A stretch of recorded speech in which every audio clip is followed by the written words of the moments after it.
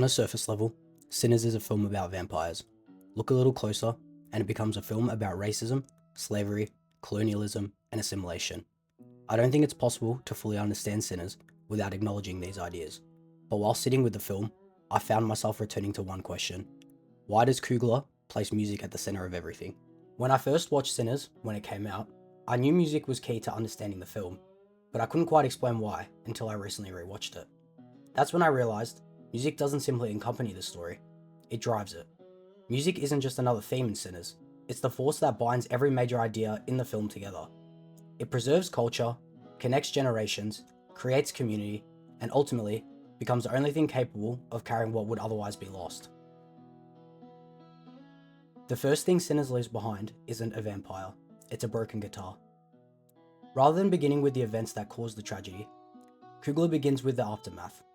A bloodied and visibly shaken Sammy walks into his father's church, carrying the broken neck of his guitar. The supernatural events that define the film have already happened, before the audience even know they exist. The vampires are gone, the violence is over, yet one thing remains: music. At first, this might seem like a simple way of creating suspense. We know Sammy survives, but we don't know what happened to him. However, I think the opening is doing something far more deliberate than that. Rather than asking us to focus on the horror itself, Coogler asks us to focus on what survives it. The broken guitar becomes the center of the scene. What's interesting is that Sammy's father doesn't simply tell him to throw the guitar away. Before he ever mentions the instrument, he asks Sammy to leave those sin ways where they lie. The guitar is no longer just an instrument. From his father's perspective, it represents everything that led his son away from God and towards the horror he just survived. That's why he repeatedly pleads with Sammy to drop it. In his mind, letting go of the guitar isn't about abandoning music, it's about rejecting the path that music led him down. Sammy refuses. Despite everything that night has cost him, music is the last tangible connection he has to the people he lost. The guitar isn't simply a reminder of the horror, it's a reminder of what existed before it. Smoke and Stack, the juke joint, and the community it created. The freedom before the chaos, and the culture that music brought together in the first place. I think that's exactly why Coogler chooses to frame the film this way. Before we've met Remick, before we've witnessed a single vampire, and before we understand the supernatural rules governing this world, we're shown the one thing that is left after everything else has been taken away. Not the monsters, not the violence, music. What's equally important is the condition of the guitar itself. By the time Sammy reaches the church, it's broken. The events of the night have left their mark on it, just like they have on Sammy. Yet despite its condition, he refuses to let it go. Of everything that has survived the night, the one thing Sammy refuses to leave behind is music. I don't think that's accidental. Before the audience understands the horror, Coogler ensures we understand what survived it. The opening scene shows us that music survives. Sammy's performance at the juke joint reveals why that matters. Sinners has quietly built the importance of music. The opening frames the entire story around a broken guitar. Sammy refuses to abandon it, despite everything it has cost him. But it's here, in the juke joint, that Coogler finally reveals why music matters so much. He doesn't explain its power, he shows it. Before the performance even begins, Delta Slim tells Sammy something that completely changes the way we understand the blues. Blues wasn't forced on us like that religion. Nah son, we brought this with us from home. It's one of the most important lines in the film. The blues isn't presented as entertainment or simply another style of music. It's presented as something carried across generations. A piece of culture that survived displacement, slavery, and oppression, because people refused to let it disappear. Then he goes even further. It's magic. It's sacred. At first, those words almost sound metaphorical. Then Annie expands on them. She tells Sammy of musicians born with a gift so extraordinary that their music can pierce the veil between life and death, conjuring spirits from the past and the future. Only after both characters establish these ideas does Coogler finally visualize them. The film earns its surrealism rather than asking us to believe ghosts have literally appeared inside the juke joint. It uses cinema to express something that couldn't be conveyed through realism alone. As Sammy plays, the barriers separating generations begin to disappear. A West African drummer, a proto-banjo griot, an electric funk guitarist, and an 80s-90s DJ all join the performance, each representing different moments in the evolution of black musical tradition. Yet they don't perform as separate acts, they perform as one. That's the detail I find most important. The past isn't simply remembered by the present, it's still playing alongside it. Likewise, the future doesn't erase what came before it, it builds upon it. Music becomes a living conversation between generations, where every new voice continues the same story while preserving the voices that came before. That's why I don't think this sequence is really about time travel. It's about cultural preservation. Music creates a space where history, identity, and culture can exist together, untouched by the forces trying to erase them. Ryan Coogler has described this as maybe the most important scene in the movie, explaining that he wanted to create a space where ancestors and descendants could connect in a dimension without time or bigotry. I don't think there's a better description of what's happening here. The scene isn't simply depicting history, it shows how music keeps it alive. The sequence also completely reframes Sammy's relationship with his father. Earlier, his father believed Sammy had chosen between the church and the blues. But during the performance, Sammy sings, "I'm full of the blues, holy water too." That single lyric rejects the choice his father believed he had to make. At this point in the film, Sammy refuses to believe the idea that music and faith are mutually exclusive. He believes he can carry both within him. The conflict isn't simply between music and God, it's between two different understandings of what music can be. Delta Slim reinforces this idea in one final line. "With this here ritual, we heal our people and we be free." He doesn't call the performance entertainment, he calls it a ritual. Music becomes something communal, something sacred, a way of healing wounds that history continues to leave behind. Freedom doesn't come from escaping the past, it comes from carrying it together. Then, almost as quickly as it began, the performance disappears. The burning juke joint, like the musicians from across history, were never meant to be taken literally. It's a visual expression of what music makes possible. Reality returns, but one person continues staring into what he's just witnessed. Remick. While everyone else experiences the performance as celebration, community, and healing, Remick sees something entirely different. He sees power. For the first time, we understand why he's so fascinated by Sammy. He's not chasing a talented musician, he's chasing someone whose gift can preserve history, identity, and culture in a way even Immortality cannot. If this sequence was removed from Sinners, the film would still function, the vampires would still come, Smoke and Stack's story would still unfold. But the film would lose its clearest expression of what music actually means. This isn't simply the emotional center of Sinners, it's the moment where Coogler proves the argument the entire film has been building towards. Music isn't powerful because it remembers the past. It's powerful because it allows the past, present, and future to keep playing together. At first glance, Sammy and Remick couldn't seem more different. One is a young blues musician trying to find his place in the world. The other is an ancient vampire responsible for the film's greatest horrors. Yet beneath that contrast, they're driven by similar desires. Both have experienced profound loss, understand the importance of community, want something they love to survive beyond themselves, and most importantly, both recognize the extraordinary power of music. Remick's story is often overshadowed by his role as the film's antagonist, but I think reducing him to a monster, this is what makes him so compelling. Throughout the film, Coogler establishes Remick's Irish heritage through his accent, his traditional songs, and his dialogue, revealing someone whose homeland and community were taken from him long before the events of the film. The Spotify newspaper Easter eggs expands on this further, revealing that Remick was fleeing British persecution aboard an immigrant ship before his transformation into a vampire. Centuries later, those losses still define him. He continues searching for the home and community that was stolen from him, but vampirism has changed the way he pursues them.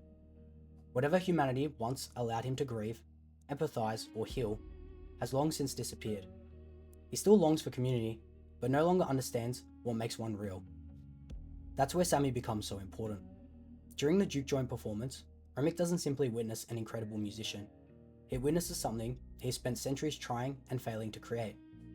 Sammy's music connects generations without erasing them. It preserves culture without demanding conformity. It creates community while allowing every individual to remain themselves. In that moment, Remick realizes Sammy possesses the one power he can never create through vampirism alone. That's why he smiles. He's found the missing piece in everything he's been trying to build for centuries. If Sammy joins him, Remick believes he can finally complete his vision.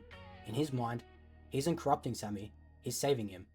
By bringing Sammy into his family, Remick believes he's offering the same thing he offers every victim: belonging, purpose, and eternal life.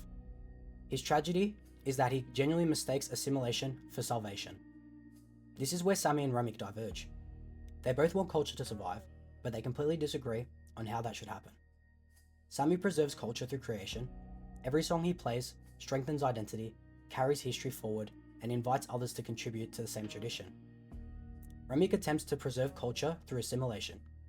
He builds a family, not by inspiring people to join him, but by stripping away the individuality that made them who they were in the first place. Sammy creates community, Remik creates followers. I don't think it's a coincidence that Coogler also preserves one of vampire fiction's oldest rules. Remik cannot simply enter a home, he has to be invited inside. Throughout the film, genuine community isn't something that can be taken by force, it has to be chosen. Music brings people together because people choose to gather around it. Remik can only imitate that sense of belonging through assimilation. That distinction between Remik and Sammy transforms him from a simple villain into one of the film's greatest ironies. A man whose own culture was threatened by colonialism ultimately becomes a colonizer himself. The very thing he suffered becomes the foundation of his own existence. His desire to preserve culture ultimately destroys the individuality that allows culture to exist in the first place. He doesn't celebrate difference, he absorbs it. Every new vampire becomes another extension of Remik, rather than another voice contributing to a shared tradition. Looking back, the opening scene, repeatedly cutting between Remik and Sammy's father, is a perfect comparison. As Sammy's father declares that his son has felt the call of sin and urges the congregation to show them the way, Coogler repeatedly frames both men with open, welcoming arms. At first, the comparison feels strange. By the end of the film, it makes perfect sense. Both believe they are offering Sammy salvation. Both invite him into a community, but each ask for something in return. Sammy's father asks him to abandon his music, while Remik asks him to abandon the very humanity that gives his music meaning. Yet, I think the contrast is even more tragic than that. In their own ways, both are asking Sammy to surrender an essential part of who he is. In the end, both Sammy and Remik seek a form of immortality, but only Sammy understands how culture survives. Music preserves culture because it allows every generation to remain distinct while contributing to something greater than themselves. Remik's idea of immortality demands the opposite. It offers eternity, but only by sacrificing the individuality that gives culture its meaning. Sammy achieves immortality by passing culture forward. Remik pursues it through assimilation. If the opening scene establishes that music survives, the mid-credit scene reveals what survival actually looks like. Decades after the events of the film, Sammy has become everything he has once dreamed of, a highly revered blues legend. Yet Coogler undermines the idea that this is a conventional happy ending. As Sammy sits at the bar with Stack, both men stand before a mirror without a reflection. Stack's absence is expected. He's a vampire. Sammy's isn't. I don't think that's a coincidence. Throughout history, musicians have often been associated with the idea of selling their soul in exchange for fame, and Coogler deliberately invokes that imagery here. Sammy appears to have achieved everything he ever wanted, but at a cost. The young man who once believed he could carry both the blues and holy water now seems to have lost that part of himself along the way. That's what makes the ending so tragic. Sammy appears to have paid the ultimate price for pursuing the very dream that once made him feel the most alive. The tragedy isn't that Sammy appears to have sold his soul. It's that, after paying such an extraordinary price, the thing he treasures most isn't the fame he gained. It's a single day he could never get back. Yet Coogler doesn't end the film by asking whether that price was worth paying. He asks something far more interesting. After gaining everything he wanted, what does Sammy still choose to remember? Coogler answers that question in the film's final conversation between Stack and Sammy. A scene, I believe, is the emotional heart of the entire film. As Stack prepares to leave, Sammy stops him. You know something? Maybe once a week, I'll wake up paralyzed, reliving that night. Decades have passed, yet the scars of that night never disappeared. Just as the broken guitar carried the marks of the massacre into the opening scene, Sammy still carries them for the rest of his life. His facial scar remains, his trauma remains. Survival, Coogler suggests, doesn't mean returning to normal. It means carrying the past with you. Yet the next thing Sammy says is even more remarkable. But before the sun went down, I think that was the best day of my life. It was the day he lost almost everyone he loved, when violence consumed the juke joint, and the memory that would haunt him for the rest of his life. Yet Sammy isn't remembering how the day ended, he's remembering what came before. Wanting to know if he was alone in feeling that way, Sammy asks Stack, "Was it like that for you?" Stack doesn't hesitate. "No doubt about it. Last time I seen my brother, last time I seen the sun, and just for a few hours, we was free." I think that's the emotional answer the entire film has been building towards. For a few precious hours, everyone was free. Smoke and Stack were finally free to build something beautiful together, instead of constantly fighting to survive. Sammy was free to embrace the music his father had always feared. The people inside the juke joint were free from the realities of segregation, sharecropping, and oppression. Music created a space where history, identity, and community could exist without fear. It was the one place in the entire film where everyone was allowed to fully become themselves. Only after hearing that conversation does Stack's earlier offer of immortality take on its full meaning. He promises Sammy a life without pain, one where he can keep touring and keep living forever. Decades earlier, Remick believed eternity was the answer to every loss. Yet Sammy refuses without hesitation. After everything he's gained, he understands something both vampires fail to grasp. Immortality cannot recreate the one thing he truly longs for. Those few hours of genuine freedom are gone forever. No amount of fame, fortune, or eternal life can bring them back. Looking back, I don't think Sinners is arguing that music can erase suffering. If anything, it argues the opposite.